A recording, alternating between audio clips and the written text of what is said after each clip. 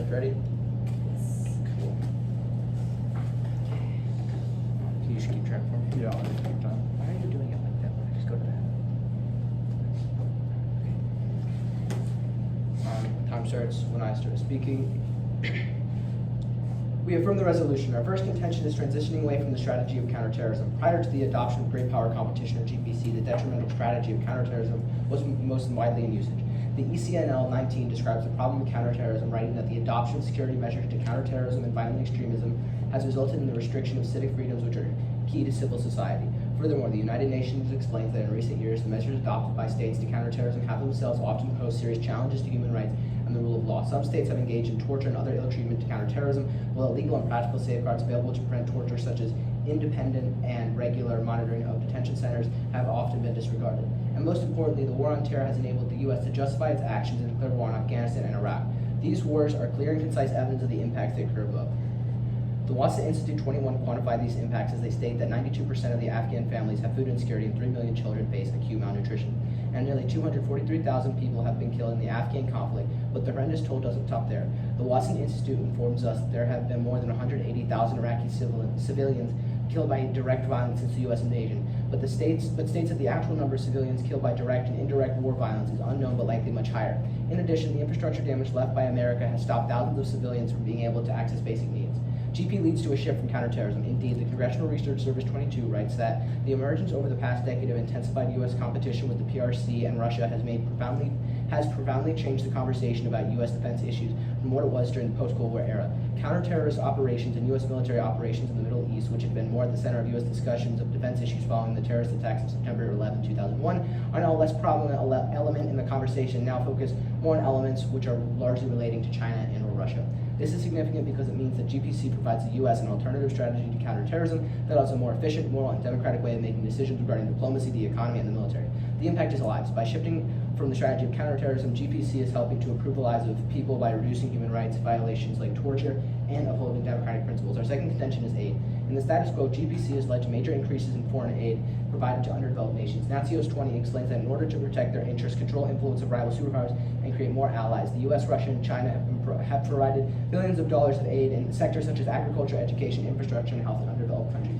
Additionally, Natsios provides a timeline writing that this aid was provided not only in the Cold War era, but also present day. Furthermore, Isaacson 22 writes that the effects of GPC's foreign aid have also spread to Latin America, with the U.S. and China making major investments in the region and attempting to reduce long-term concerns like drugs, organized crime, and terrorism. In addition, Varadi and Bektash 21 state that the U.S. GPC can also help Middle Eastern nations such as Afghanistan through the market of rare earth minerals and critical minerals, which is necessary to reduce Chinese dependence because such a strategy will ensure Afghanistan does not return to a failed state and ensure the U.S. a reliable source of critical mineral lithium. What this all means is that as a result, GPC underdeveloped nations all around the world are being and will continue to be aided in ways that greatly support them and help to improve the lives of citizens. This is quantified by USAID, who writes that since 2008, USAID's efforts in 25 priority countries helped save the lives of 4.6 million children and 200,000 women. In 2016, USAID helped 82 million women and children access essential healthcare services, and that in 2015, over 12 million children under 5 were reached with the USG-supported malnutrition program. Moreover, McCullough 20 explains that China has aided more than $350 billion in grants and loans, and that supported approximately 4,300 projects across 138 countries and territories. The evidence shows that billions of dollars the U.S., China, and Russia spend on foreign aid are in fact helping support developing nations and their citizens, affirm to improve quality of life and save lives.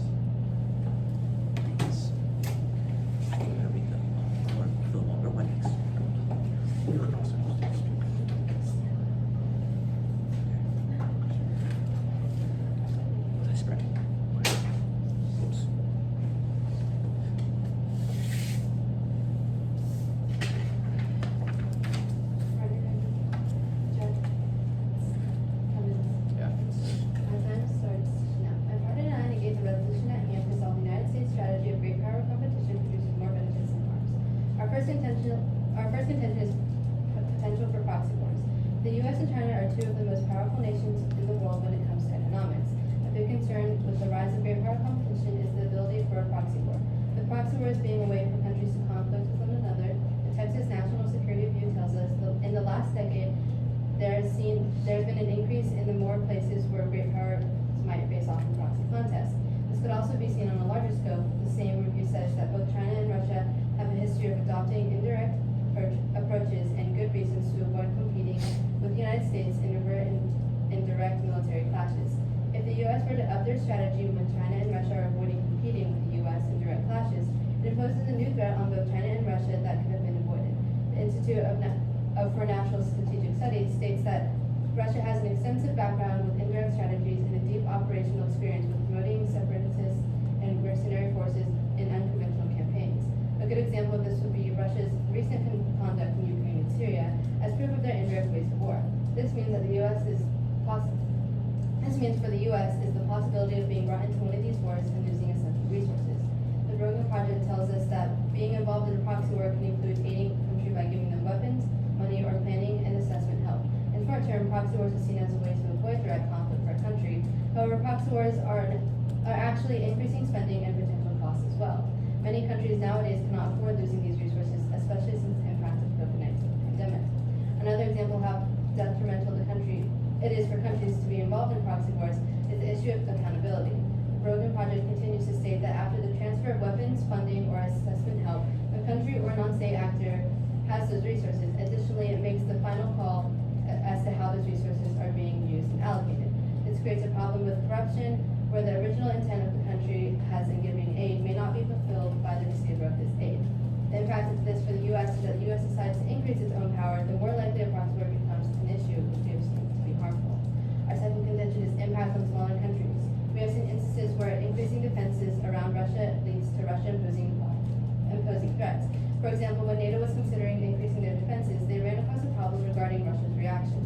The Carnegie Endowment for International Peace states that an incorrect threat assembly by NATO could invite Moscow to deliberately escalate the already seemingly general tensions with NATO, and to go a significant step further, perhaps by involving one of the Baltic states. So, as the U.S. begins to increase its defense with the Baltics, Russia took that as a threat and imposed threats harming the smaller countries in that area. The U.S. increasing their own power initiates other countries to do the same. For example, when Russia increased their power, the direct impact of this is the seriousness of the conventional military threat and to explore the likely outcome of Russian invasion of the Baltic states. A series of war games were conducted in 2014 and 2015. The result of these exercises showed that given the military capabilities of the Baltic states and NATO's force posture at the same time, Russia's forces could overturn the Baltic states in 36 to 60 hours. The reason this is so impactful is that smaller countries have huge impacts on larger countries. The U.S. Department of Defense tells us that the Middle Eastern region, China is dependent on the region for half of its crude oil. China continues to cultivate trade relationships, economic investment, and comprehensive partnership among these regions. This is why these smaller countries are so crucial for the operation of greater nations. The impact of both of these contentions clearly state why the U.S. strategy of great power competition does not affirm the resolution of producing more beneficent arms. We have seen that the impacts of proxy wars for the U.S. and with the concern of proxy wars becoming more evident, there is no reason to risk the loss of lives, resources, and supposed threats that could lead to more problems down the road. When we took a look at the international side, we see the global conflict that is caused and the impact of small nations that is enforced. For these reasons, we negate this solution.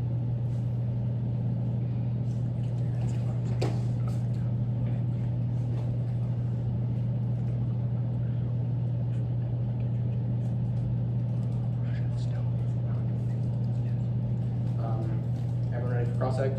Yes. Ready? Starting. Can I have the first question? Yeah. So starting with, so your point that Russia is, so that GPC threatens like smaller countries like the Baltics specifically, aren't the Baltics more in danger if they don't have NATO protecting them? Like, what is Russia's incentive not to invade the Baltics if the U.S. hadn't expanded their influence into the Baltics via NATO? So our contention is about how when you see the U.S. helping you see the U.S. helping NATO in supporting the Baltic states. Yeah. That created Russia to become, they created Russia to feel threatened by the impose of more help to the Baltic states. Okay. So is your question? Well, it's basically that, like, so if GPC didn't exist and there was no NATO protecting the Baltics because the U.S. doesn't have any reason to protect them in order to contest Russia in the Baltic region, what stops Russia from just invading them in 60 to 80 hours, I think? Yeah, so if GPC is not present, United States, and you said that if NATO was not present either, like that. Yeah. I guess I'm missing the question is how that affects the United States, or how that affects. Well, how that affects those smaller countries, because you were talking about how GPC has a negative impact on smaller countries. Yeah. And I'm just saying that GPC is the reason why the Baltics are protected from Russia. Right, because Yeah, we're saying that as the GPC gets increased by Russia and China and the United States, that these countries are being left insufficiently to compared to them both being able to increase their own powers. Okay. If that makes sense. You said that in your first contention, I believe, ways of combat for terrorism are efficient, or your point about terrorism being so what I said, so regarding counterterrorism, it was just that it restricts civic freedoms and legal provisions which are key to civil society. yeah, and you said something about efficiency to that, I believe somewhere. I think so. I moved. Furthermore, let me see here's self. I can't find because I discussed. You're good. I mean, it was a small. Yeah, I'm sorry. You're good. Anything else? Yeah. No, if you have a question, I mean. Okay, we're good. Yeah. I guess. No, absolutely not. Okay, so No, we then, don't need that. do you want to take some breath? No, I take some breath. I don't think I need that. We're gonna take Wait, 30 actually, seconds yeah, to we're gonna take prep. about 10.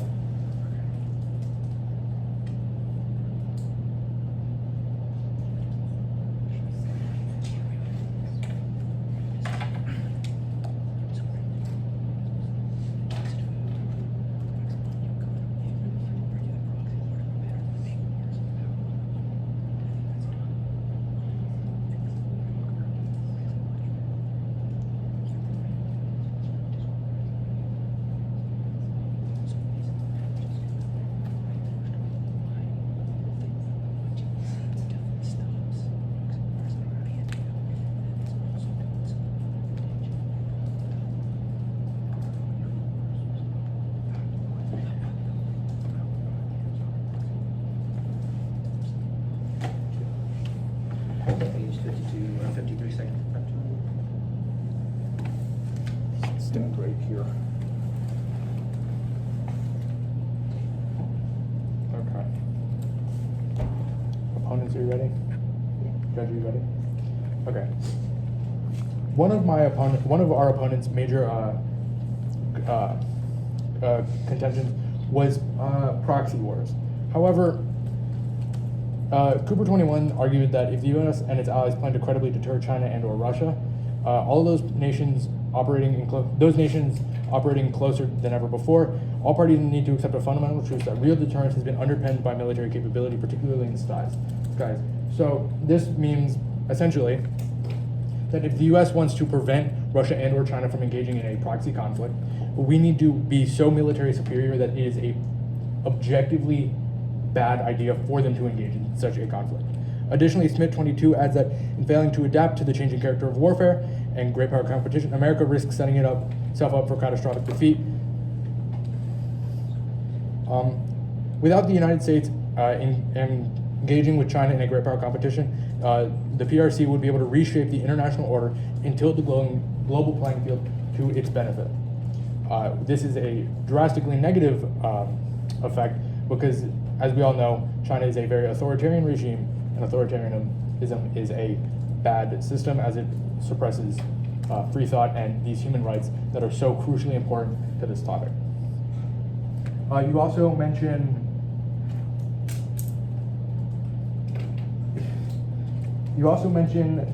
cooperation around the COVID pandemic, I believe. But Huang 16 finds that some recent successes have included collaboration. Efforts by departments like the U.S. Health and Human Services, the Gates Foundation, and PATH with Chinese laboratories to develop vaccines for Japanese encephalitis and Ebola. This also occurred with the development of the COVID-19 vaccine. And one of your other points was, well, going back to your first point of proxy war, you mentioned the Ukraine and Syria conflicts that Russia is engaging in, but these are not necessarily proxy conflicts, as Russia is directly engaging in Ukraine. So you cannot classify it as a proxy conflict when the majority Russian military is the one doing the fighting. That is inherently not a proxy conflict. Additionally, you mentioned how the Baltic states, because they're much smaller, they are going to be defeated easily in a conventional war.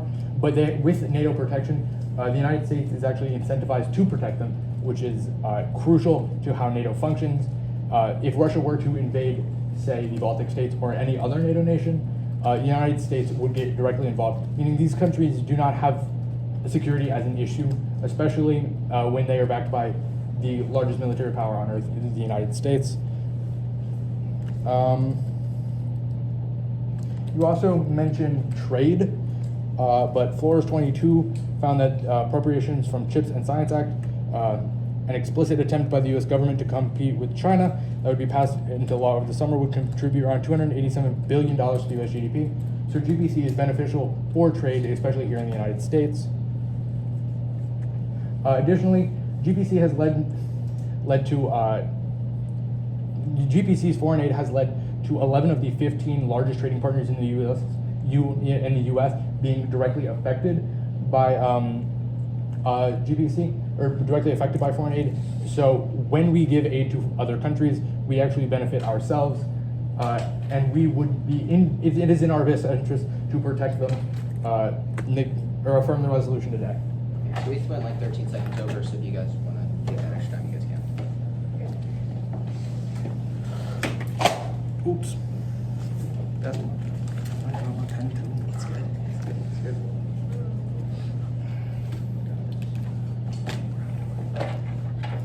Everyone ready?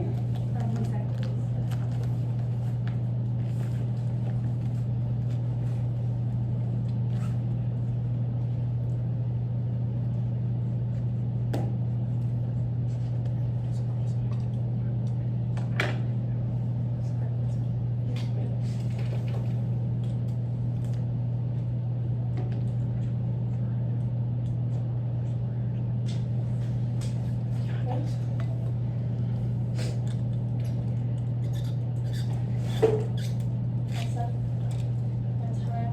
please. In my opponent's case, they have stated that an increase in GPC will provide an alternate strategy to counterterrorism. Their impact is that the effects of war as a result of counterterrorism, such as starvation and poverty, can be avoided with an increase in GPC. However, an increase in GPC causes these problems in another way. As we stated in our case, in our second contention, an increase in GPC leads to imposing threats on smaller nations. Cambodianists wrote this year that, quote, many U.S. initiatives, such as the Indo-Pacific Security Alliance, have been viewed as countering China's growing influences in Southeast Asia. This emphasizes that the competition is becoming more intense, and small states must be well prepared for their foreign policy choices to ensure survival, end quote. The implication for small states is that as the U.S. begins to increase their power, it prompts China and Russia to do the same, given that they also rely on GPC. When Russia and China increase their power, given that Russia and China also rely on GPC, therefore, U.S. GPC makes China and Russia's GPC worse, which directly harms smaller nations. So we can see that the impact of harm to nations and lives lost is also extremely prevalent with an increase in GPC. In my opponent's second contention, they explain that an increase in GPC can provide aid to underdeveloped nations. However, with this increase in GPC, we also see a loss of resources from the U.S. So how will this aid be provided? If we affirm the resolution, we see, as we explained in our first contention, the possibility of a proxy war is quite prevalent. The Borgen Project tells us that, quote, being involved in a proxy war can include aiding a country by giving them weapons, money, or planning and assessment help. In the short term, proxy wars are seen as a way to avoid direct conflict for a country. However, proxy wars can actually increase spending and political costs as well. So, the U.S. increasing power increases tensions between nations, which increases the risk of proxy wars, which ultimately results in the loss of resources, which makes foreign aid opportunities slim. We have to weigh the impact of this, and when we do, we see that the impact of the resources lost outweighs. Again, at like to restate my contentions and emphasize that increasing GPC can result in tensions between nations, which leads to proxy wars, which results in loss of valuable resources for the United States. I'd also like to emphasize that the impact that will be had on smaller nations will be increased power. This leaves smaller nations with less resources and harms the people within these nations.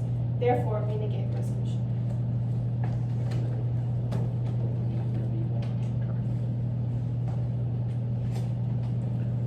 Opponents, are you ready for the crossfire? Judge, are you ready for the crossfire? May I have the first question? Okay, I wanted to question your point about small nations being negatively impacted by GPC. Why are small nations more negatively impacted by GPC when they would be backed by a much larger power?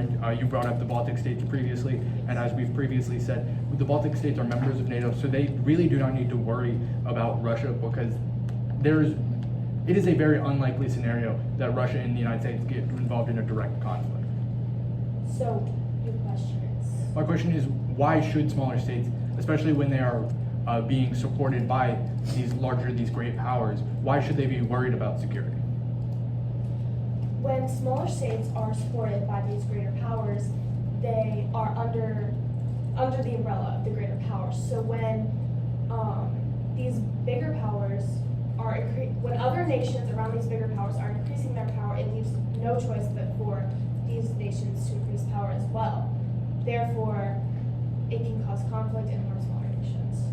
So how does it, I'll use the example of Russia because that's, again, the Baltic states. If Russia increases its power, if the United States, which you were saying, would do the same, if it didn't do the same and we just dropped GPC completely, would that not leave less of an incentive for Russia to not attack smaller states? Why would we drop GPC completely? You are saying that we need to not do GPC, correct? You're negating this resolution? Yes, I am negating it. So if we stop doing GPC, then Russia no longer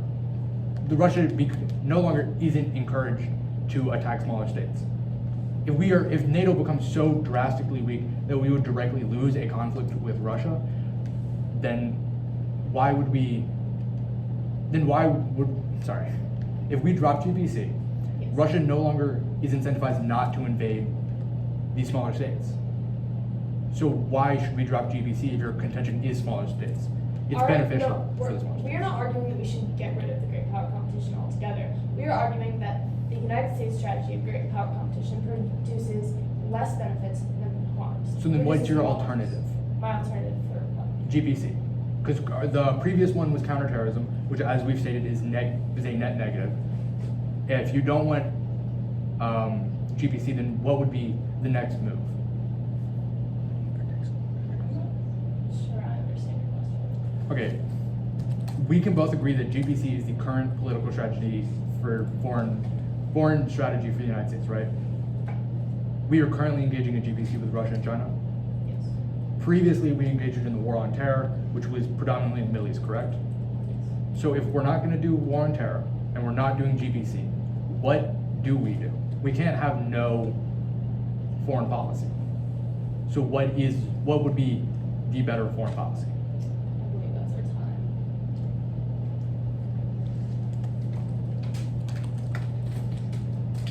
I'm gonna use probably about like 30 seconds. George, how much prep time do we have?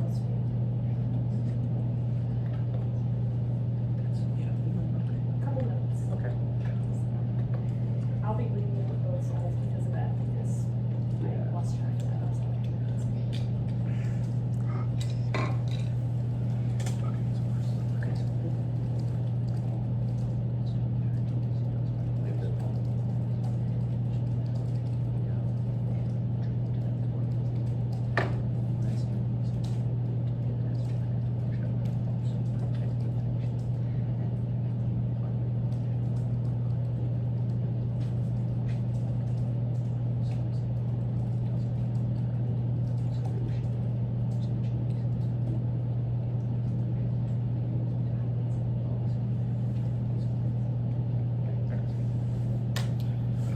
Judge, ready?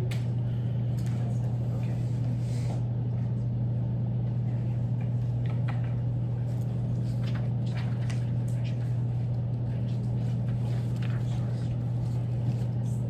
Opponents ready?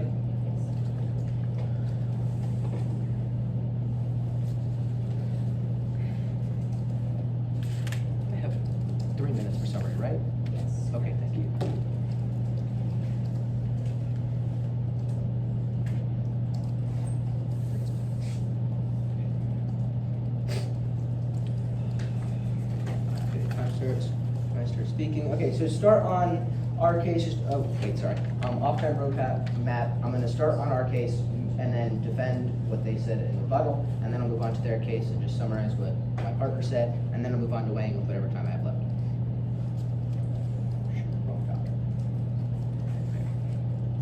So, starting with my case, or our case. Once again, our opponent hasn't yet mentioned talking about strategy of counterterrorism, and they are not allowed to bring up more evidence in second summary, so please don't let them. And that, just to reiterate, the adoption of security measures to counter terrorism and violent extremism has resulted in the restriction of civic freedoms which are key to civil society, and that this policy of counterterrorism allowed the Afghan and Iraqi conflicts, where 243,000 people died in the Afghan conflict, and more than 180,000 Iraqi civilians were killed by direct violence since the U.S. invasion. Now, talking what our opponent said, that GPC increases death and poverty.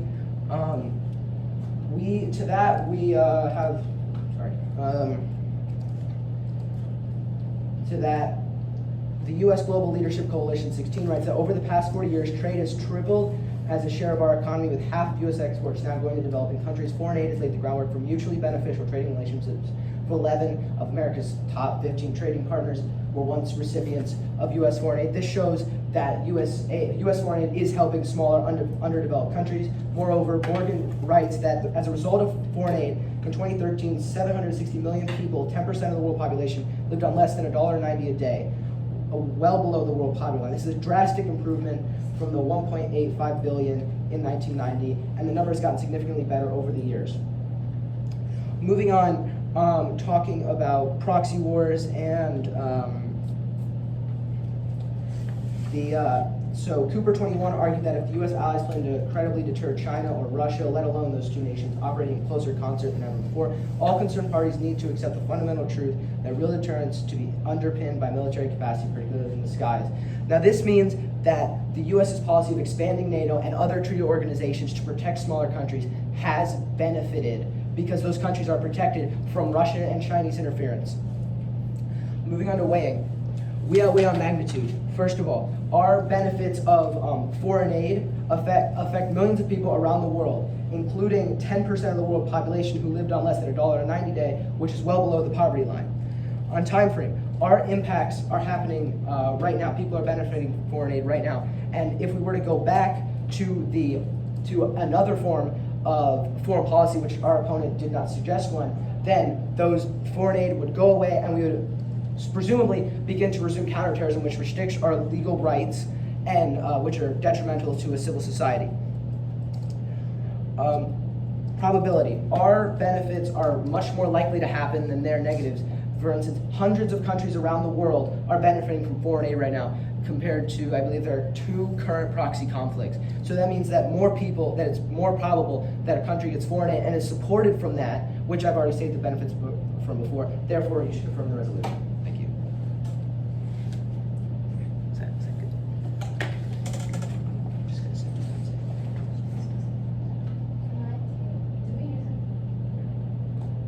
Can I take 1 minute?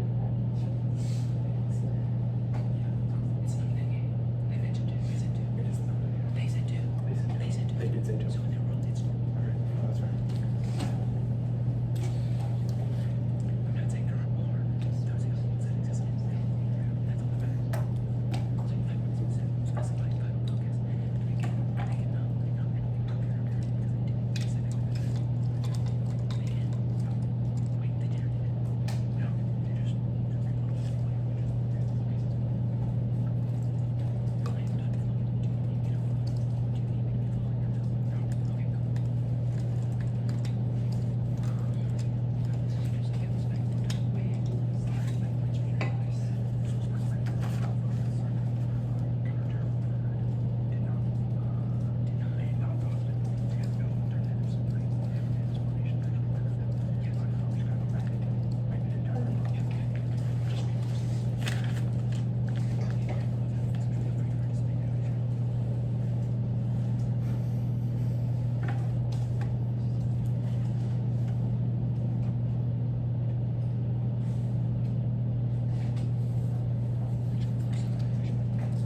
Okay.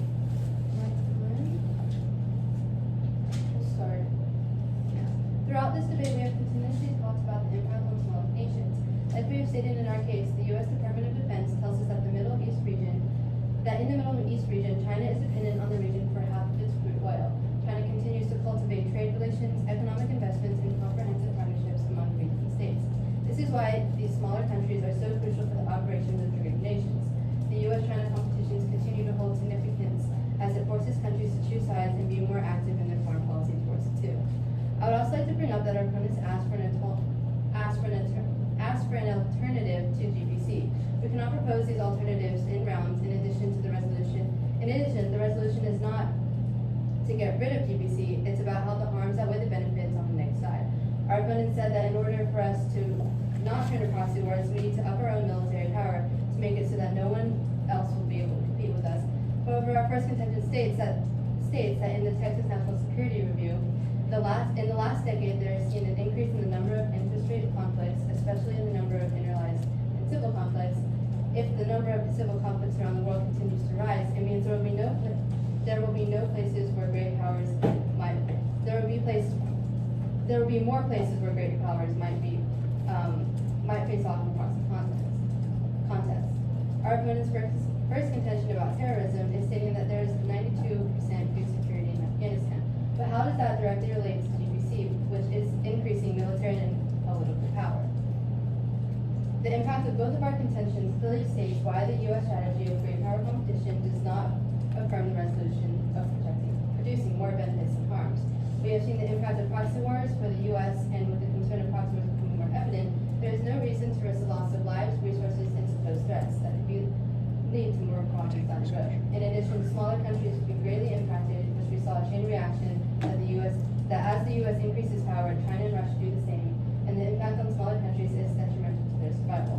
As we weigh these harms, we can see that the U.S. strategy creates conflict both domestically and internationally. Through the domestic point of view, we see how proxy wars can lead to loss of resources and even lives. When we look at the internal side, we see that global conflict is caused and the impact on smaller nations that is enforced. For these reasons, we negate the resolution.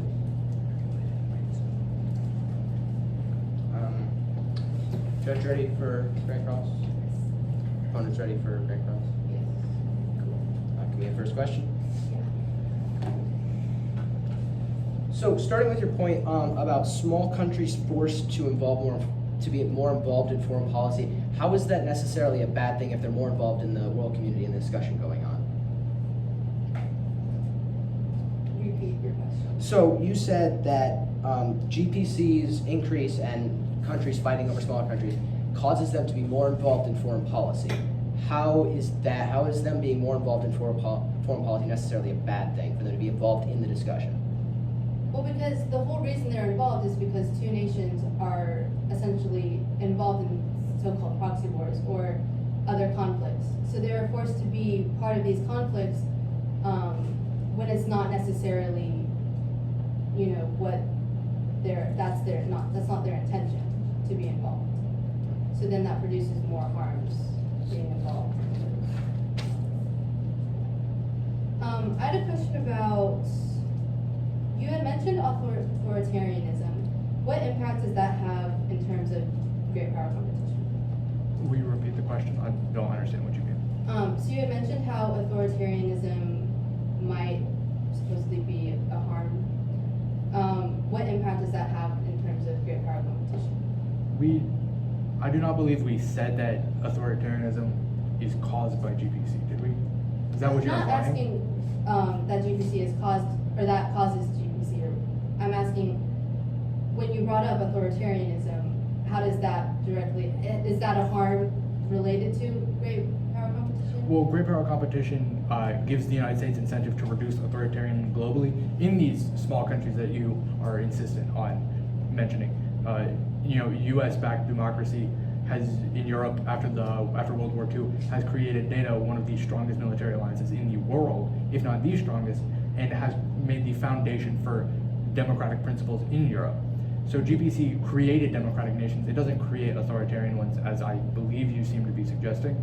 No, I'm not suggesting that it would. That's I'm just time. So we have 2 minutes for Grand Cross, right? Yeah. 2 minutes? I thought it was 3. Oh, I'm sorry. Is it? Yeah. Yeah, we had the wrong time. Okay. That's my So bad. keep answering your We question. have 40 seconds. Yeah. Sorry. Do you have a question or? We'll let them ask a question. Or, yeah, I guess. You guys can ask another question. If If you you don't. have a question. Okay, I did have a question. You say that these small nations would have less resources, but wouldn't foreign aid like occurs during GPC actually give them more resources?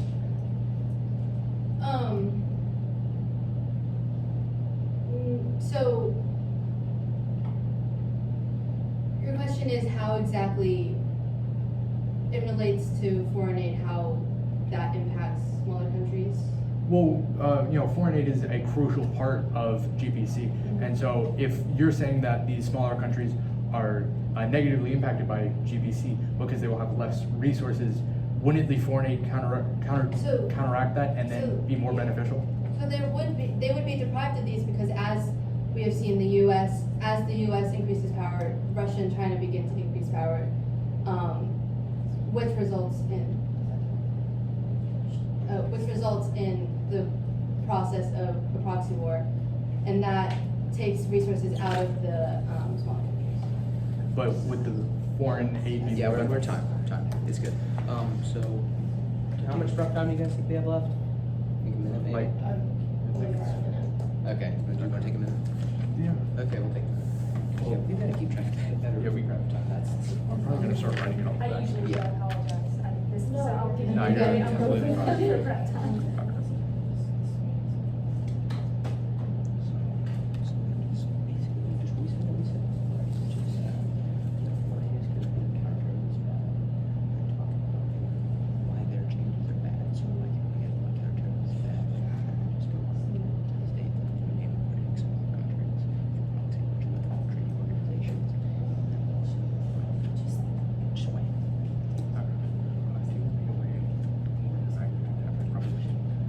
Introduce the most important one. I would start with magnitude, Yeah, I got then magnitude, times then vector, conference, then then rubber. if you have time. I waited because I had time left.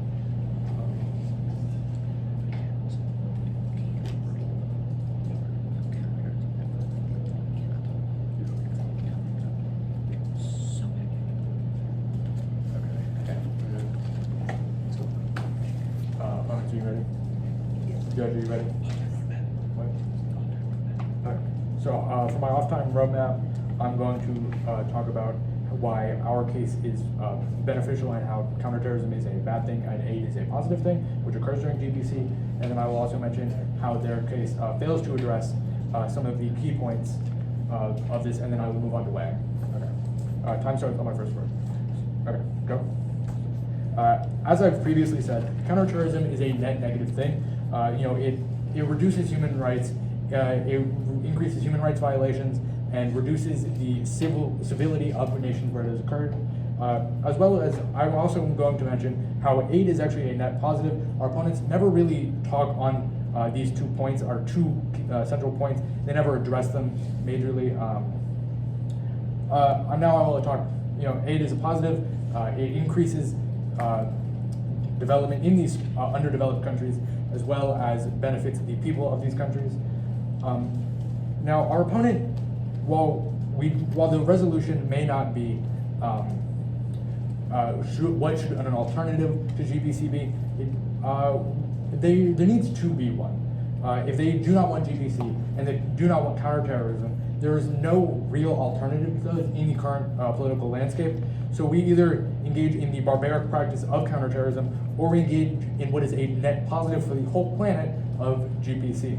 They also like to continuously go on about small nations and how they're at risk of proxy wars, but this is not true. As we stated with the Baltic states and their involvement in NATO, proxy wars are, you are less likely to get involved in a proxy war if you are a member of one of these security treaty organizations like NATO, or like some that are developing in Asia to counter China. I will now move on to Wang. So we outweigh our opponents in 3 big categories. The first one is magnitude. Magnitude is defined as how bad is it. So GPC is a good thing. So we're not going to be comparing how bad our thing is versus their thing, but the fact that their thing, saying that not engaging in GPC is a good thing, that's not true, as we've already stated. Also move on to in time frame. we outweigh them in time frame because GPC is happening now. So we would need to take direct and deliberate steps to step away from it, which would harm our national, our nation. Affirm the resolution today. I'm gonna take the rest of my prep time, and I think I have 2 minutes.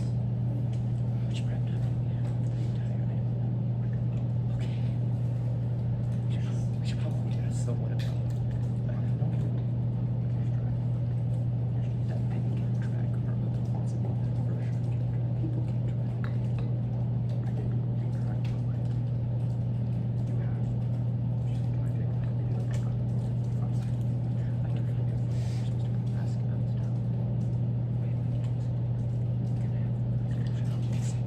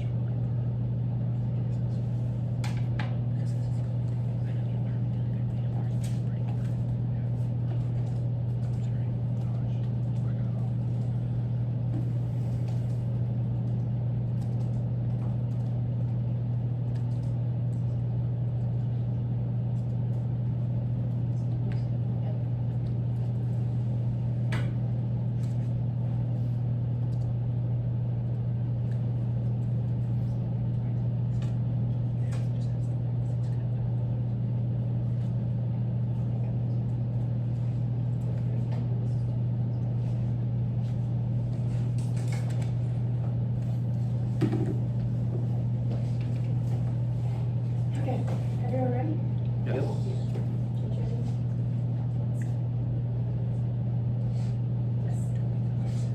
Time starts now.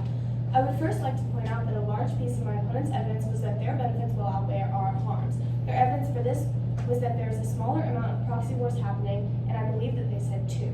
However, nowhere in that case is that stated, and therefore our opponents are not allowed to bring new evidence up in summary. Therefore, that point that they made is invalid. My opponents have tried to counter our case by saying that if we completely drop great power competition, what the next step would be, or what another solution would be. However, this tactic fails and our contentions outweigh. This is because in the debate today, we are arguing the benefits and harms of the United States strategy of great power competition, not the possibility of, quote, getting rid of great power competition altogether. Our opponents state that their benefits of affirming the resolution outweigh our harms and that their benefits are far more likely to happen. However, the evidence that they present is weak and fails to counter our point that the harms will cancel out their potential benefits. Their contention that increasing great power competition will transition away from its strategy of counterterrorism is largely based on avoiding the effects of war and affecting people in their lives. However, when we affirm the resolution, we see this effect that they are trying to avoid happening in another place, and that is the effect that increasing great power competition will have on smaller nations. So, our point outweighs that of our opponents. Additionally, our point of the negative effects of proxy wars, which includes loss of resources, outweighs our opponent's point on foreign aid being provided. It is unlikely that foreign aid can be provided if the U.S. is losing resources while supplying resources for a proxy war. Therefore, we negate the resolution.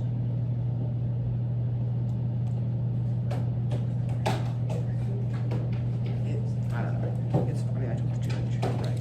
It's all right. Good job. Good job. The only thing was, so our 2 proxy